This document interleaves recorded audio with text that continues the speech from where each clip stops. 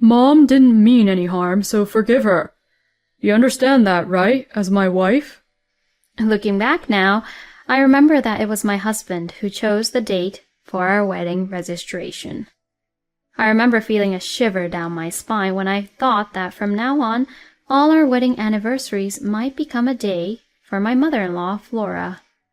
My birthday being Jason's wedding anniversary, this is not a filial piety. I'm happy, though. My husband and I had our first wedding anniversary, but it turned out to be a terrible day. I thought to myself that we didn't need an anniversary if it was going to be like this. My name is Esther, and I'm 26 years old. I work for a pharmaceutical company. My husband Jason and I met in college, where he was my senior. We dated, and after he started working and saved up some money, we moved in together when I started my job the next year. We got married a year after that. My husband and I never fought, and he was helpful with household chores, so our relationship was harmonious.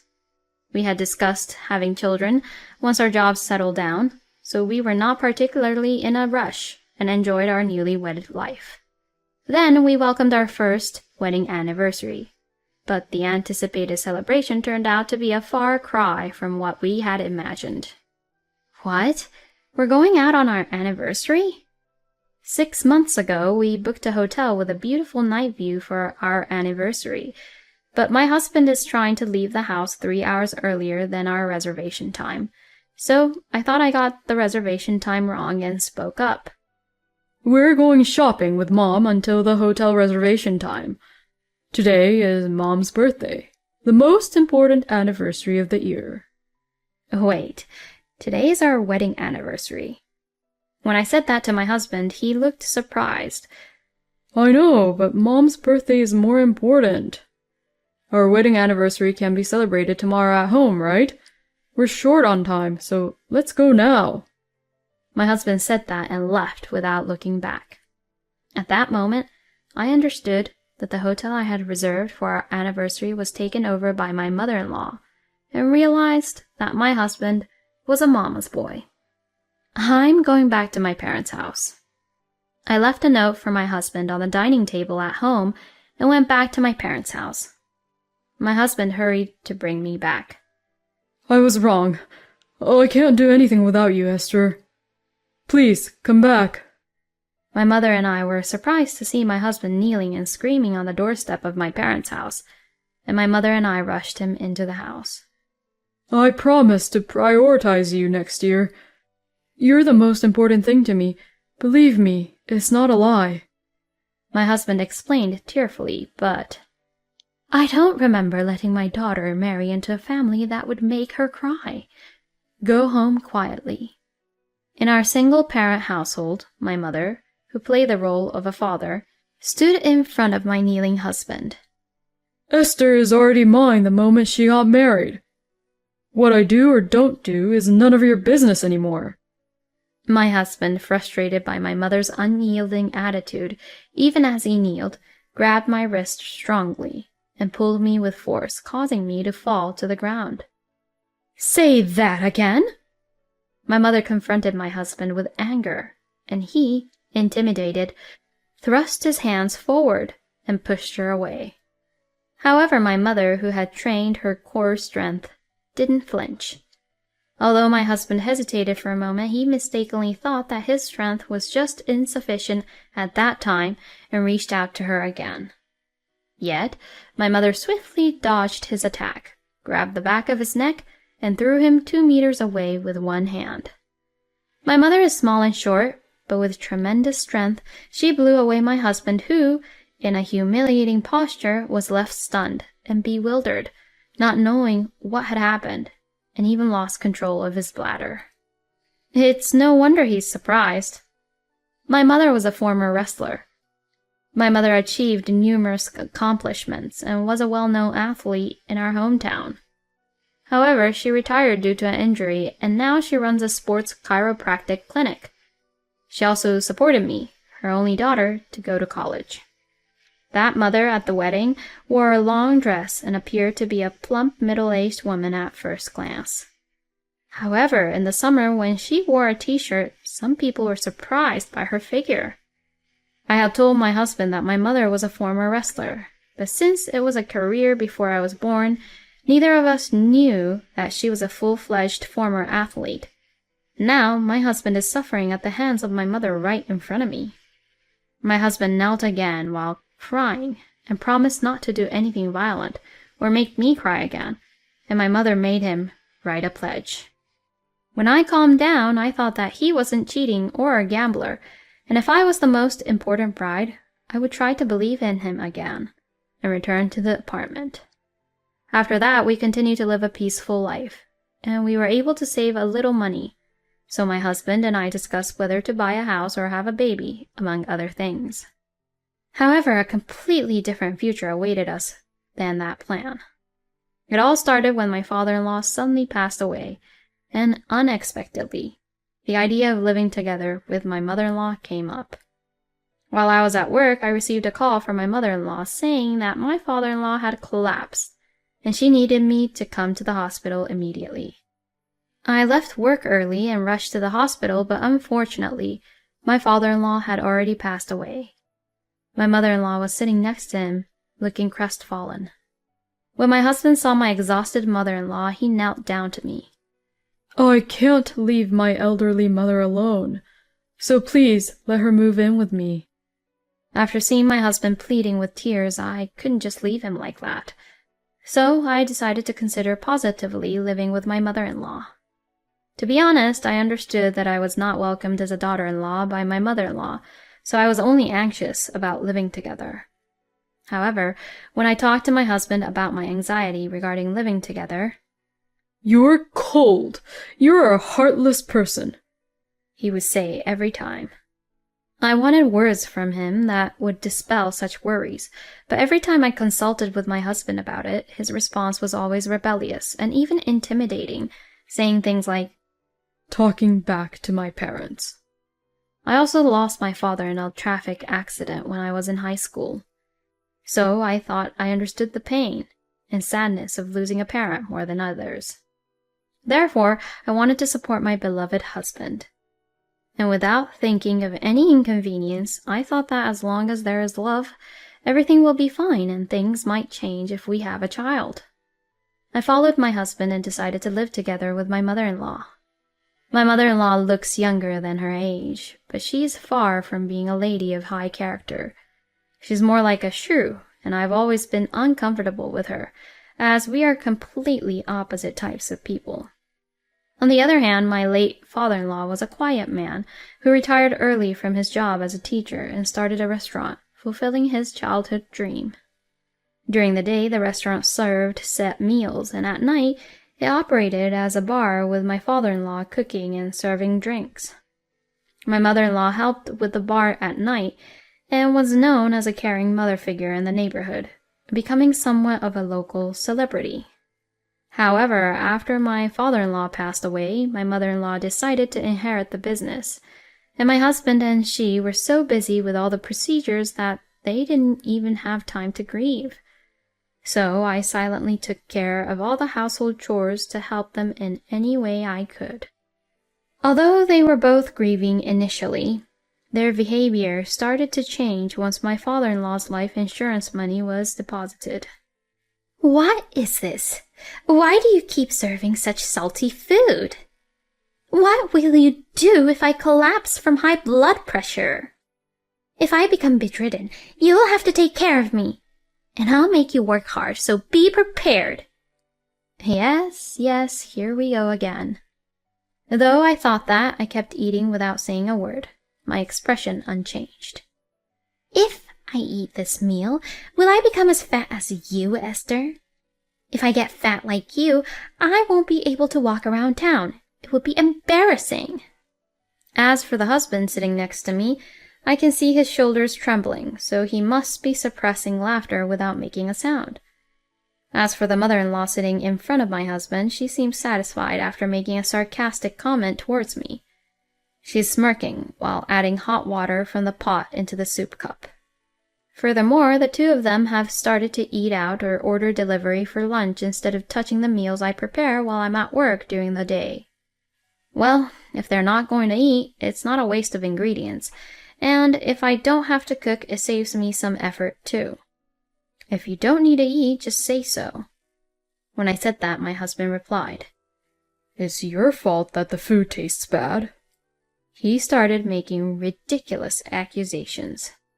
Furthermore, my mother-in-law's constant nagging towards me doesn't stop, so I sought my husband's advice to make it stop. What kind of person are you to say mean things to my aging mother, who doesn't have much time left? He completely disregards my words. It seems like my husband, now without a father, feels the pressure as the only son and thinks he has to step up. My once gentle husband has undergone a complete transformation. And today, once again. Do we really need to eat such a tasteless meal? Of course, by tasteless meal, he refers to the food I cooked. Both my husband and mother-in-law, as soon as they had a significant amount of money, started treating me like a housekeeper or servant. Just when I thought things couldn't get worse, now my husband has quit his job without consulting me, and I'm truly troubled by it. When I ask why he quit his job, trying to understand the reasons, Because I don't have to worry about retirement. That's all he said, completely ignoring anything else I had to say. As for my mother-in-law, she has been engaging in behaviors completely unsuitable for her, such as inviting luxury car dealers to our home despite not even having a driver's license, or going around looking at real estate for condominium investments. I've been worried that they might do something reckless or irresponsible, and they would make excuses, using my late father-in-law's grief as a justification for not working and increasing their frequency of going out to drink during the day. If I were to voice my complaints about their late-night outings, All I have left is my mother.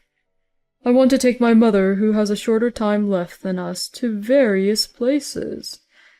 As someone who grew up with only one parent, you should understand my feelings, right? and he would make excuses, appealing to emotions, and I started to feel like it was pointless no matter what I said. Furthermore, my mother-in-law, who had never been exposed outside entertainment before, started indulging in excessive spending, which only got worse over time. As a result, I decided to completely separate our finances as a couple and began preparing to leave this house. As I let their selfish behavior go for a few months, before I knew it, our wedding anniversary was approaching. We can celebrate our wedding anniversary together this year, right? Of course, I didn't have any expectations, but just to be sure, I asked my husband. Oh, I forgot we were married. I mistook you for a housekeeper.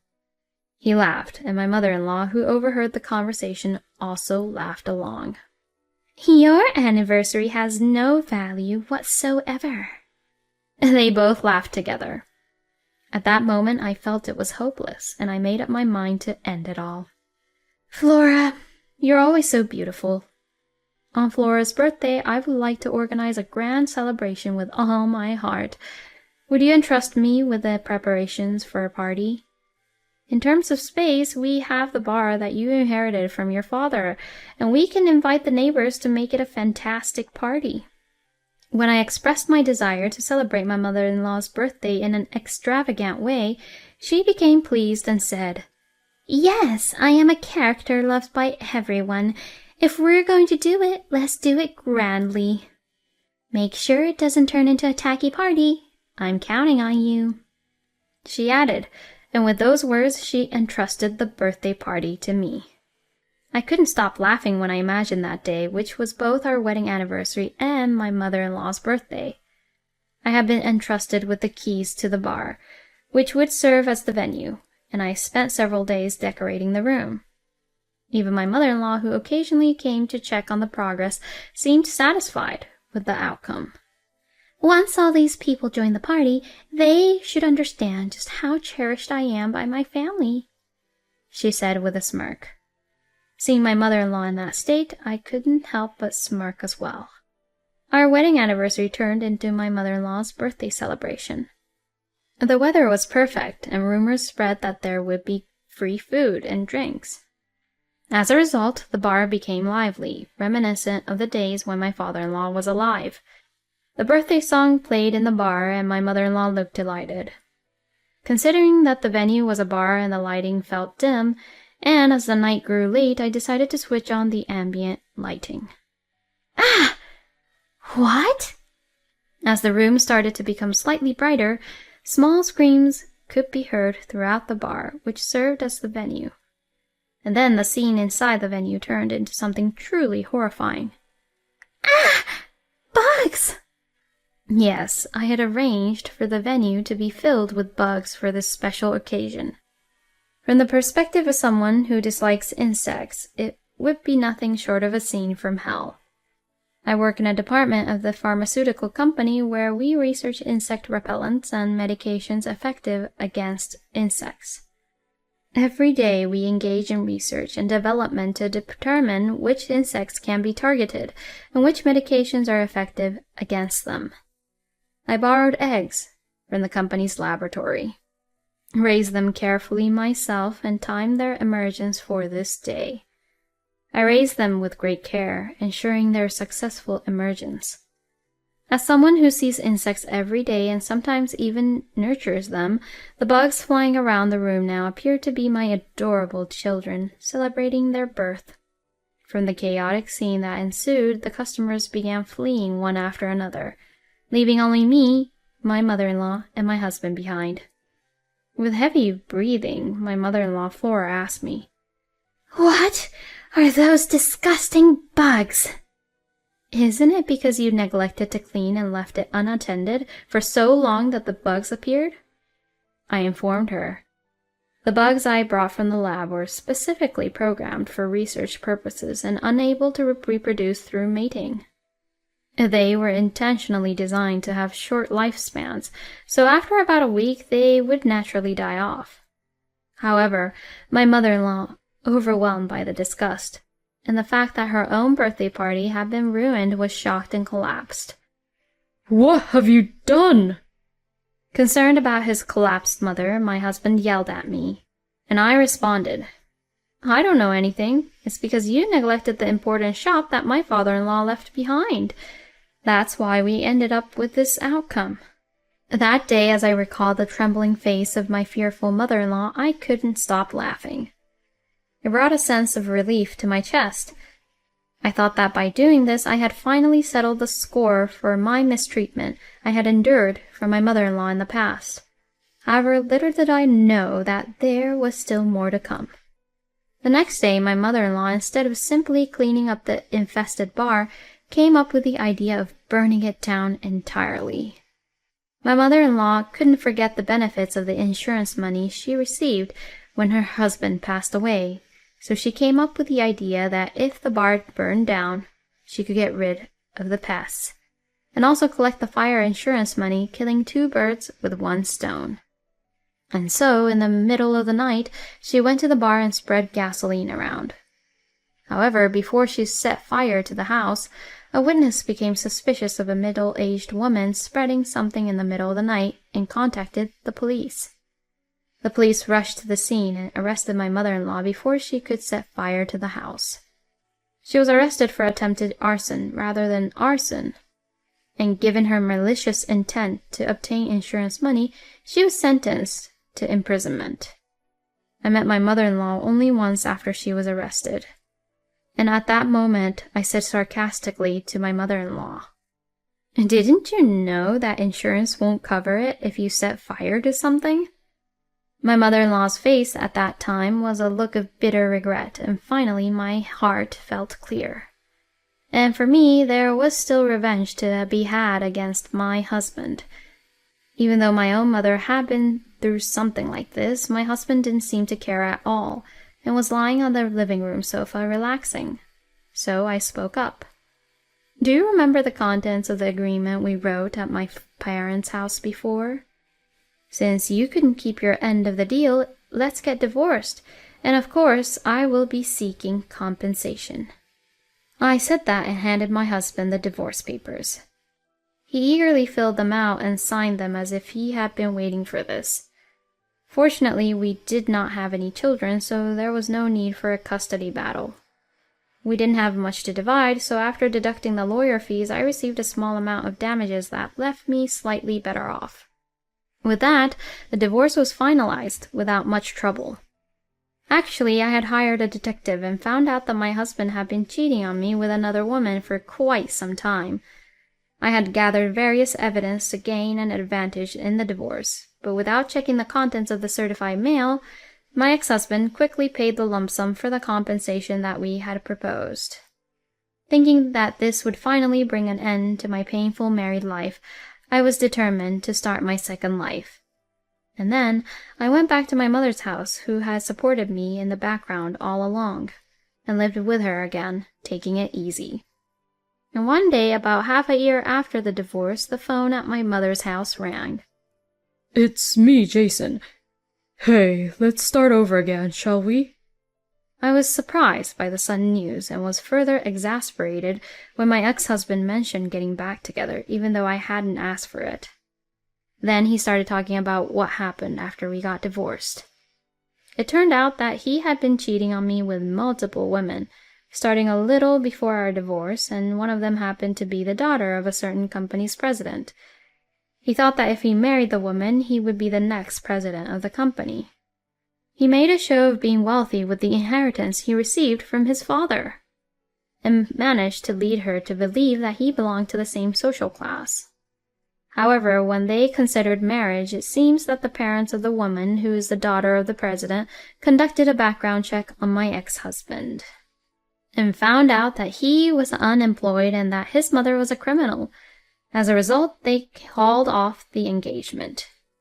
Of course, my ex-husband, who was dissatisfied with this, threatened to demand compensation for breaking off the engagement. However, he was told that he could be sued for marriage fraud instead. Unable to compete with real wealthy people, he fled. Furthermore, he spent money recklessly and ended up receiving an inheritance tax payment notice from the government. He came to me seeking help because he couldn't pay the taxes. However, Your tears and apologies are too cheap and have no value whatsoever. If you don't disappear right now, I'll call the police. I said that and sent him away. If he sells the remaining land and buildings, he should be able to come up with the money, and it's no longer my concern. I also obtained testimony of his infidelity during our marriage from my ex-husband, and I'm getting ready to claim compensation from the president's daughter or whoever she is. So, I'm going to be busy again. I'm not expecting a lot of money, but if I receive some unexpected income, I plan to go on a trip with my mother.